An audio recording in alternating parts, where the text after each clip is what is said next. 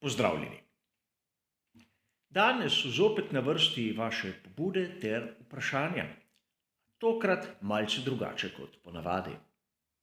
Odgovarjam namreč na pobudo, katera je prišla iz daljne Brazilije. Zato bom ta prispevek pozneje objavil tudi v angleškem jeziku. A da ne bomo po nepotrebnem izgubljali časa. Danes bomo skušali ugotoviti, če bi lahko tudi letos odpadla brazilska dirka.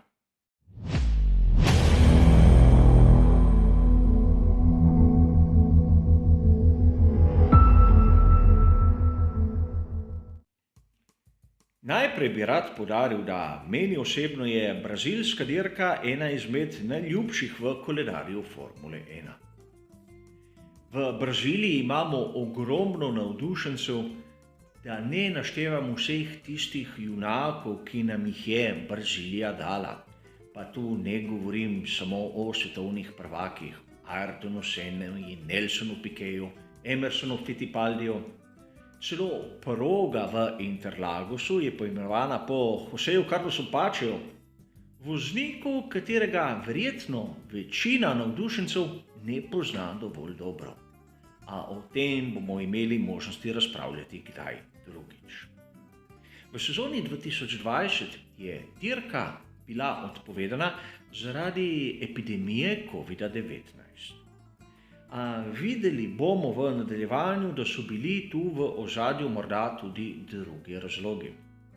Najprej moramo razumeti dejstvo, da dirka v Braziliji nekako zaključuje tisto ameriško turnejo na koncu sezone. Trojček, sestavljen iz Velike nagrade Združenih držav, Velike nagrade Mehike in Velike nagrade Brazilije, je bil odpovedan seveda zaradi COVID-19, ampak tudi zaradi tega, ker možnosti potovanja ekip po svetu so bile vse prej kot idealne. Od leta 1973 do 2019 smo vsako leto videli Veliko nagrado Brazilije. Od leta 1990 je bila dirka prirejena na progi v Interlagusu, blizu mesta São Paulo, in mislim, da za mnoge izmed nas pravi praznik Formule 1.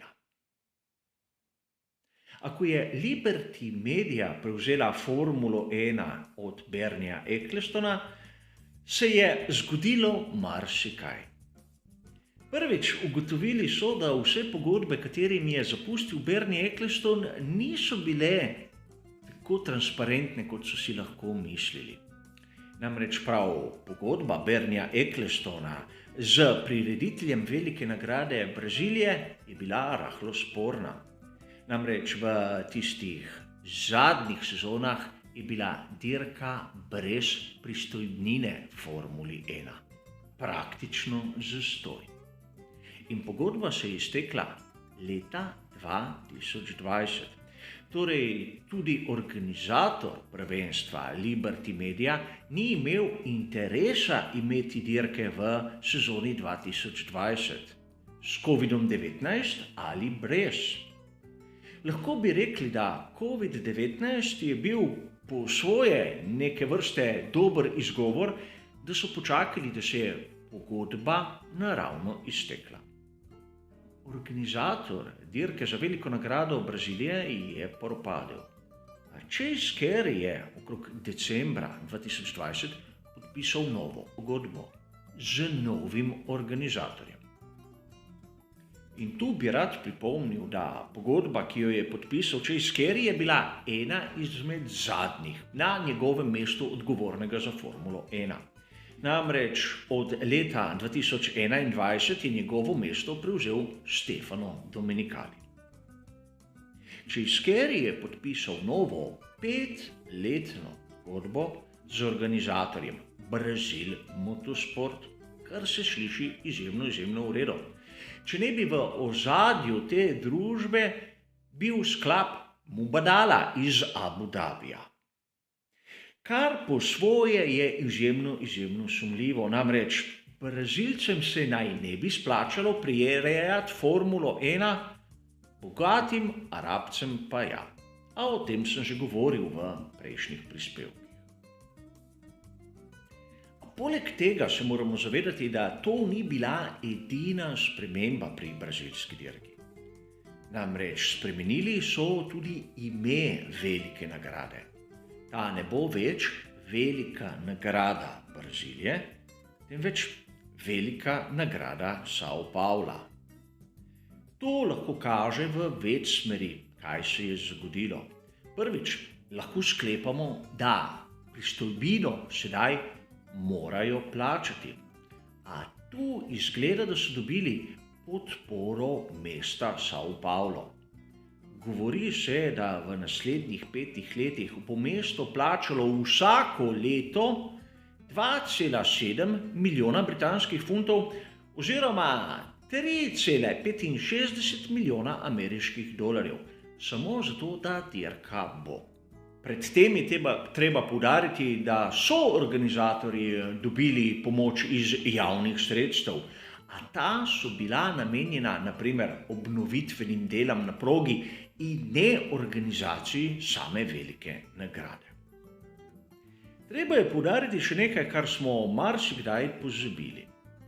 Namreč politična volja v sami Braziliji je bila ta, da bi se velika nagrada iz São Paula premaknila v Rio de Janeiro. Celo sam brazilski predsednik Bolsonaro je bil pristopnik tega, da bi Rio gostil dirko v sezoni 2020, a iz tega na koncu ni bilo nič. Ne zaradi COVID-19, temveč zaradi tega, ker niso bili sposobni pripraviti same proge. A tu so se začele zadeve zapletati. Namreč sodnik Emilio Milano Nieto je zamrznil izvajanje pogodbe med mestom São Paulo in Brazil Motorsport. Ugotovil je, da javna sredstva, katera so bila namenjena izvedbi dirke, so bila dana brez javnega razpisa in izjemno netransparentno. Seveda čakamo na razplet, kaj se bo zgodilo na sodišču, a vseeno porajajo se mnoga vprašanja. Je to politični pritisk iz strani vladajočih političnih struktur, da bi São Paulo nekako vzeli veliko nagrado? Je v ozadju tudi to, da se bo dirka imenovala Velika nagrada São Paula in da je ime Velika nagrada Brazilije nekako prosto? Gre za kak drugi interes, daleč od tistega, kar bi mi navdušenci lahko imenovali interes športa. Namreč mislim, da v ozadju je vse drugo kot tisto, kar je dobro za Formulo 1. Proga v Interlagusu je lepa, zanimiva. Vsi mi mislim, da jo imamo radi, kot sem povedal na začetku. Tudi ekipe so izjemno zadovoljne v Braziliji, o tem mislim tudi, da ni dvoma. O COVID-19 ne bom govoril, kajti še predaleč je do izvedbe dirke, da bi lahko karkoli rekli o situaciji, ki nas čaka tam proti koncu sezone. A vseeno, tematika, katera je zanimiva in na katero bomo morali biti pozorni. Odpoved velike nagrade Brazilije bi lahko pomenilo tudi to, da več let ne bomo videli dirke v tej južnoameriški državi in to, po mojem osebnem mnenju, bi bilo slabo za celotno Formulo 1. In če smo mnogokrat videli odpoved dirke zato, ker ni bilo zanimanja publike in podobnih situacij, bi tu lahko rekli, da bo prišlo do odpovedi dirke samo zaradi političnih razlogov. Kajti velika nagrada Brazilije kot taka, po mojem, je pomembna dirka in je tudi dovolj zanimiva, da bi lahko pritegnila dovolj publike. Ali bo dirka izvedena ali ne, bomo videli. Zaenkrat je v koledarju kot velika nagrada São Paula. Kaj se bo zgodilo v prihodnosti, bomo videli pa skupaj. Do takrat pa hvala za vašo pozornost ter seveda nasvidenje.